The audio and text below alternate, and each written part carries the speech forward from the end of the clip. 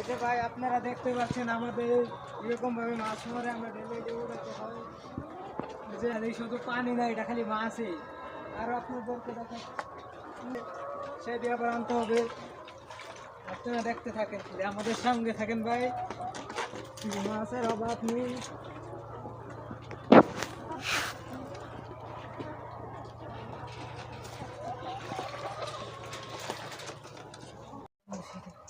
এই ডি মারা গেছে মাছে?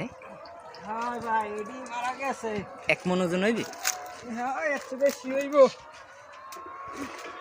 মাছে ভাইরাস লাগছে, এই কারণে সব মারা যাইতেছে। দেখেন কি পরিমাণ মাছ মারা গেছে ভাইরাসের কারণে। অনেক ভাই, এর কথা আর কইেন না।